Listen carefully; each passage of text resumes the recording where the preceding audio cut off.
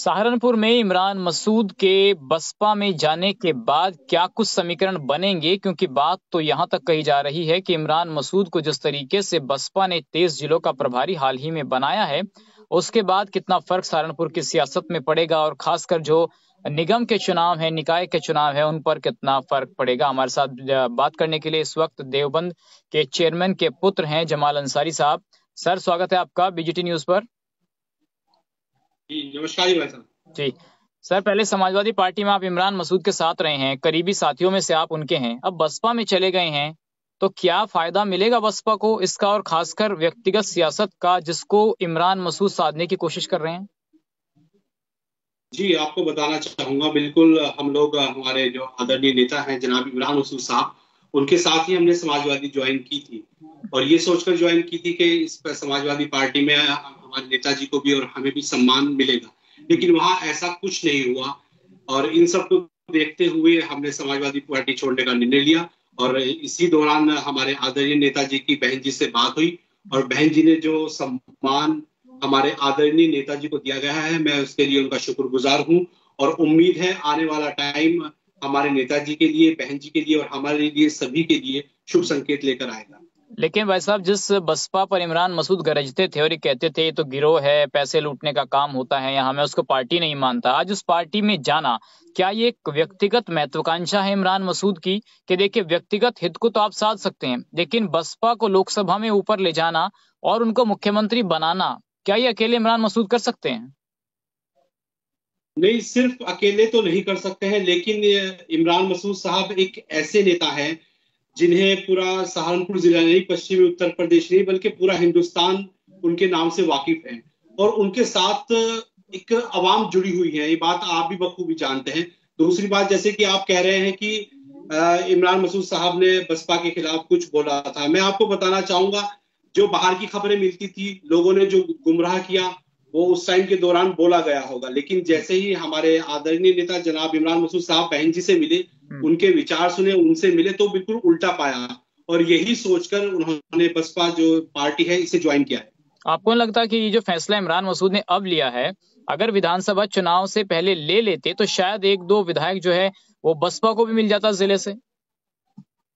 बिल्कुल, आप एक दो विधायक की बात कर रहे हैं। मेरे हिसाब से सहारनपुर जिले की अगर ये फैसला हम पहले ले लेते तो शायद 7 की 7 सीटें जीतते, लेकिन उस टाइम बहन जी से मुलाकात नहीं हो पाई, उनके ख्यालात को नहीं जान पाए, उनके विचार को नहीं जान पाए। खैर, बहरहाल देर आए लेकिन दुरुस्त आए। अब जो फैसला लिया गया है, इंशाल्लाह मुझे उम्मीद है कि सहारनपुर की पूरी जनता उसका इस्तकबाल भी कर रही है और इंशाल्लाह उम्मीद है कि हमारे आदरणीय नेता जनाब इमरान मसूद साहब का पूरा मान सम्मान रखकर यहाँ से तमाम सीटें, चाहे वो हमारे सांसद साहब की हो या फिर विधानसभा की हो या आने वाले निकाय चुनाव में जो भी हमारी सीटें होंगी, चाहे वो मेयर की हो, नगर पालिका परिषद चेयरमैन की हो या फिर नगर पंचायत की हो, इंशाल्लाह हम ये सारी सीटें बसपा के सिंबल पर लड़कर बहन जी को एक तोहफे के रूप में देने की कोशिश करेंगे। लेकिन जमाल अंसारी साहब, अब ये बताइए कि जिस तरीके से मुसलमानों ने एक छत्र राज्य जो है, वोट जो है वो समाजवादी पार्टी को देने का काम किया, तो क्या अब आप पूरा ये जो एक लॉबी है सहारनपुर की, ये बसपा के साथ जाएगी कि सपा के साथ जाएगी? और अगर वोट डिवाइड होगा तो राजनीतिक लोग कह रहे हैं कि देखिए इसको तो थर्ड पार्टी को लाभ होगा, तो बसपा तो बीजेपी के लिए काम कर रही है, ऐसे आरोप हमेशा लगते रहे हैं बीएसपी पे कुछ दिनों से। देखिए, राजनीति में आरोप प्रत्यारोप तो लगते हैं, बात है उनमें सत्य कितना है। अब आपको बताना चाहूंगा, जैसे आपने कहा कि समाजवादी के साथ जो मुस्लिम वोट हैं वो लगभग सभी लोग थे उनके साथ, बिल्कुल आपने सही कही। उत्तर प्रदेश का ज्यादातर मुस्लिम, 90% मुस्लिम मेरे ख्याल से तो समाजवादी के साथ था, लेकिन सिर्फ मुस्लिम से बात नहीं बनती है। आप भी इस बात को बखूबी जानते हैं कि मुस्लिम अगर एक तरफा वोट करेंगे और बाकी दूसरे वोट नहीं मिल पा रहे हैं तो आप नहीं जीत सकते। लेकिन बसपा में क्या है, आपको बताना चाहूंगा, बसपा का अपना एक तो बेस वोट है और मुसलमान भी साथ लग जाएंगे और बाकी और बिरादियां भी साथ लगेंगी, हमारे हिंदू भाई भी साथ लगेंगे, तो इंशाल्लाह कामयाबी मिलेगी।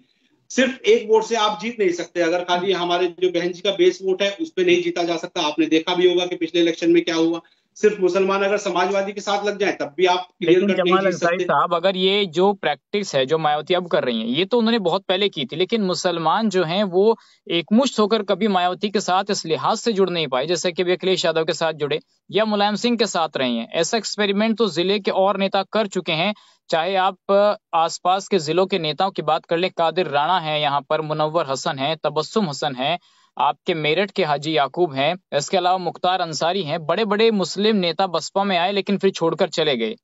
तो ये मुस्लिम और दलित का समीकरण कभी यूपी में पास हो नहीं पाया है। देखिए, वक्त रहते रहते सभी तमाम कोशिशें की गई होंगी, बिल्कुल की गई है। आपने जो नाम लिए, इन लोगों ने भी कोशिश की है, लेकिन हमारे जो नेताजी हैं इमरान मसूद साहब, ये एक ऐसे नेता हैं, इनके नाम से मुझे उम्मीद है कि हमारे सभी मुस्लिम भाई और बिरादरियां भी और जो दूसरी जाति के धर्म के लोग हैं, इंशाल्लाह वो भी जुड़ने का काम करेंगे। और बहन जी का बेस वोट तो है ही, इंशाल्लाह उम्मीद है आने वाले वक्त में हम, चाहे वो निकाय चुनाव हो, विधानसभा चुनाव हो या लोकसभा के चुनाव हो, तो इंशाल्लाह सभी को जोड़ने का काम करेंगे। और जो पिछली गलतियां हमारे कुछ नेताओं से अगर हुई होंगी, तो सभी लोग नहीं जुड़ पाए हैं, तो उसे भी हम निखारने का काम करेंगे और इंशाल्लाह मुझे उम्मीद है कि हमें कामयाबी